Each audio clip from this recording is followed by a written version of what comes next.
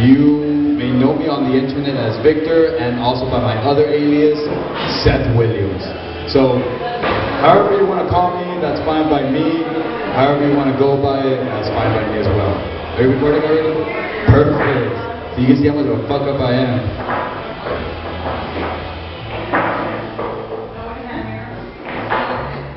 Y'all can hear me? I feel like my regular voice is enough. No? Alright. Never mind then. Just stay quiet. Speak. What's up? Can everybody hear me now?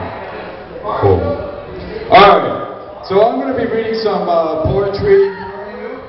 I'm going to be reading some bad poetry. Do you like mushroom A pizza? friend of mine asked me earlier not earlier, but like earlier today, she asked me if I should come up with a slogan.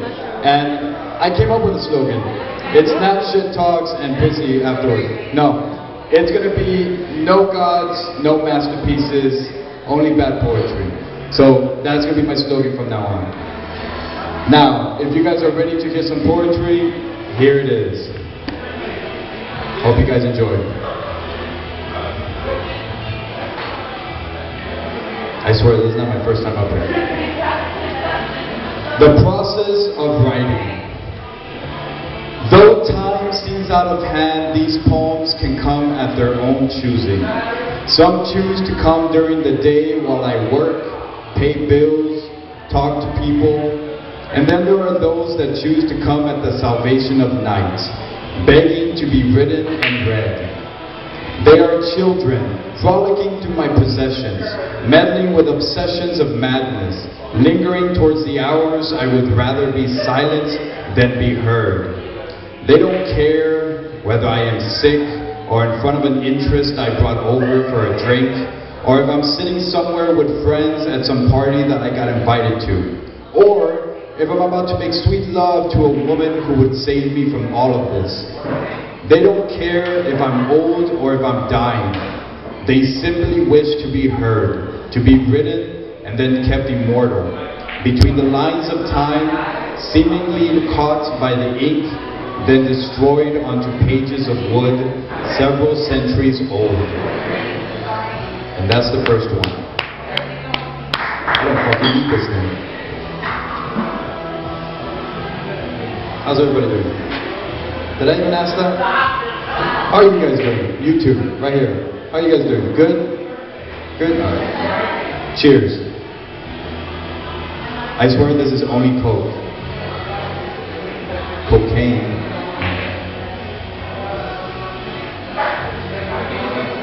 Alright, next one. Bowel movement. Bowel movement. Alright. I was inside sweating. The crowd was alive with the intensity of a whore picking up gum off the street, placing it inside her mouth and chewing it until it became soft and wet again. While ordering El Borracho, paying the bartender $10, I saw you walk in with your new boyfriend. You and him sat across from me. You fought the urge to look over my way, and for your sake, I'm sure you caught a glance once or twice as I flirted with the bunny with green eyes beside me. I felt a piss coming through and got up, left my drink with the bunny, and went to the restroom. Unzipping, I pissed, an empty sigh coming through, then I began to think of you and him. I finished, hurried into a stall and wiped the seat. Still thinking of you, I sat down and let this glorious bowel movement wash down the last 5 years of my life, along with your piss collection of satisfactory memories you called a relationship.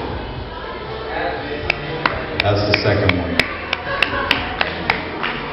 I like this little group I got right now. That's good. You guys are the clappers. They're the listeners. Listeners, clappers. I like it. It's a good variety. Alright. Worst kind of person. Alright, now this next one, I'm going to tell you right now. I don't know if this has ever happened to you. You have to excuse my language. I don't normally talk to a woman like this. But when you hear the context of this fucking poem, you'll understand why. Women, don't ever do this, especially to like whiskey. It's a very expensive thing. Worst kind of person. I opened the fridge, asked, where the fuck are the 2 bottles of wine I left here? My ex-girl came to the kitchen, eyes green, her gut flashing beneath an old pink shirt. I threw them away, she said, calm and with a cock of a smile. Why would you dump $60 worth of wine? My blood began to boil. Your whiskey too, she added. I looked inside the cabinet where I kept my bottles of whiskey. Nothing. Not even the tiny ones that Frank got for me on my 22nd birthday. There was a strain of silence, then a rush of words puking out of my mouth. You bitch. Why the fuck would you do that? She didn't look at me. Because I'm your girlfriend. You have to listen to me. And when I say no wine, no whiskey, you best fucking listen. They told me what happened the other night, she said. Frank came over and told me the whole fucking thing. You were a real animal, weren't you? You thought you were above God and everyone else after you had yourself a few of those shots, didn't you? Fuck you, I told her. No, fuck you. And she stomped her large ass all the way back to her bed, slamming the door and locking it. I got my keys, got outside, and got inside my car and turned it on, driving to Suelte sometime after midnight. It was a Wednesday and the crowd was calm, drinking and laughing as they always do. Soon enough, I was among people who understood me, and I truly believe that's a reward in its own, because there are hardly many people who understand you, especially at your worst. That's the third one. Man, I feel like I can read all my fucking poems right now. Marco's not even close by. Cheers.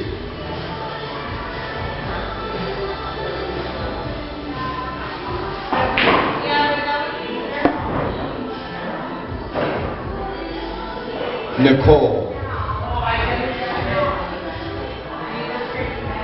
She lives in the middle of nowhere on mile 107, making a mess of herself in liquor, going job from job, kissing ass with people she hates.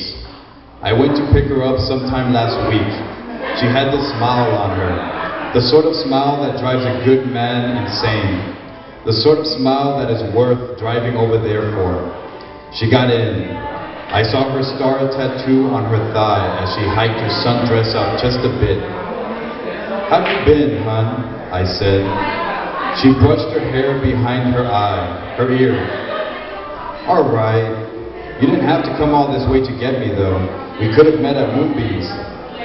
I put the car on drive and U-turned on her road. It's not a big deal, I told her. We smiled for a moment, sun coming inside my car, touching her emerald eyes, the little bit of hazel revealing itself. I drove slow toward Moonbeams. She mentioned that she broke it off with Tony, said he was no good for her, said that he treated her all right, but that his love was only as good as the manners that only matter when he wanted his dick sucked, cum on her cheeks, followed by a crooked grin with crooked teeth afterwards. I told her, hey, if you need help, I'm here for you. Just let me know. I'm not some fucking stranger off the streets, okay? We parked outside Moonbeams. She got out, lit herself a lucky strike, inhaled slowly, exhaled deeply. I don't need saving, she said, smoke breaking between her eyelashes. We ordered the same thing we always order.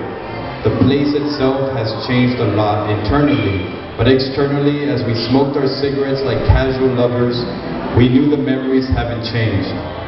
She hiked her dress up just a bit. I placed my hand on her thigh. You have such sweet hands, she said, inhaling slowly, and then exhaling smoke from her nose.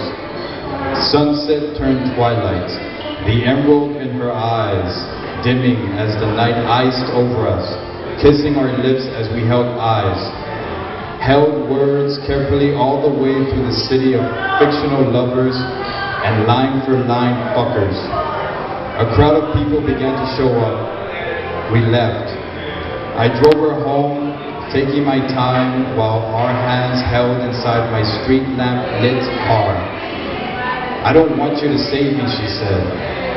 I slowed to a stop at the red light and then said I wouldn't know how to. Before the light turned green, she unbuckled and leaned in, kissed me. My cock grew, my heart pumping that good blood. I wish I knew how to help her, but as I drove through night traffic, watched others inside their cars happily intact in their lives, I began to try to figure out how the hell she's going to do it with her twins and the whole fucking world bitching at her to get things straight. I even began to wonder whether this God I pray to is even listening anymore, or if he's off somewhere jerking off to these insects of intelligence, creating wars among themselves.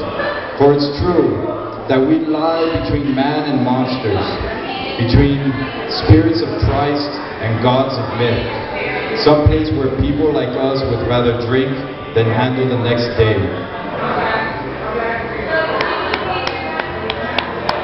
How are we looking with the memory? Good? Like good for one more? You got 11 minutes. Huh? It's already been 11 minutes. Perfect. That should be a fucking sign, but it's not. Not for me. Alright, one more.